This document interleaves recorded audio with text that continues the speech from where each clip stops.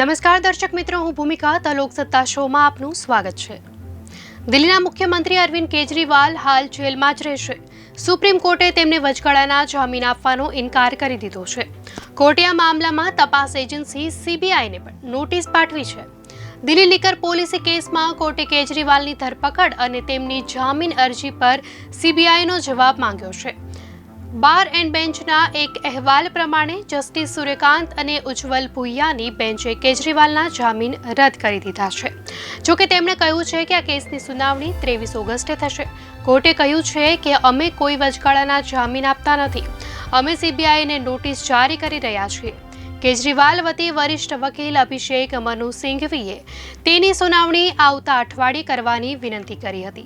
આ પહેલા 5 ઓગસ્ટે દિલ્હી હાઈકોર્ટે કેજરીવાલની અરજી ફગાવી હતી અને તેને જામીન માટે નીચલી કોર્ટમાં જવા કહ્યું હતું। આ પછી કેજરીવાલે તરત જ સુપ્રીમ કોર્ટમાં અપીલ કરી હતી। સીબીઆઈએ 26 જૂને કેજરીવાલની ધરપકડ કરી હતી, જ્યારે તેઓ ઈડી કેસમાં ન્યાયિક કસ્ટડીમાં હતા। તે અને આમ આદમી પાર્ટીના અન્ય ઘણા નેતાઓ પર કેટલાક દારૂના વેપારીઓને ફાયદો પહોંચાડવાનો આરોપ લાગ્યો છે। આરોપ એવો પણ છે કે તેઓ દારૂની નીતિના મામલામાં છટકબારી બનાવવાના ગુનાહિત કાવતરામાં સામેલ હતા।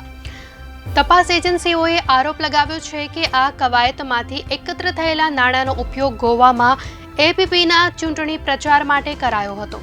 કેજરીવાલે હાઈકોર્ટમાં 2 અલગ અલગ અરજી દાખલ કરી હતી। એક જામીનની માંગ કરી રહ્યો છે અને બીજો સીબીઆઈ દ્વારા તેની ધરપકડને પડકારશે।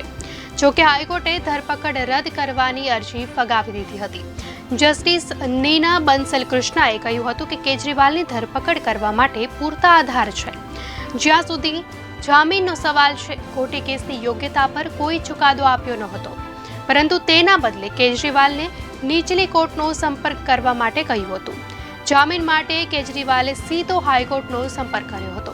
બાદમાં કેજરીવાલે આ બંને પાસાઓને સુપ્રીમમાં પડકાર્યા છે। સુપ્રીમ કોર્ટે તાજેતરમાં જ આ જ કેસમાં આપના નેતા અને દિલ્હીના પૂર્વ નાયબ મુખ્યમંત્રી મનીષ સિસોદિયાને જામીન આપ્યા હતા।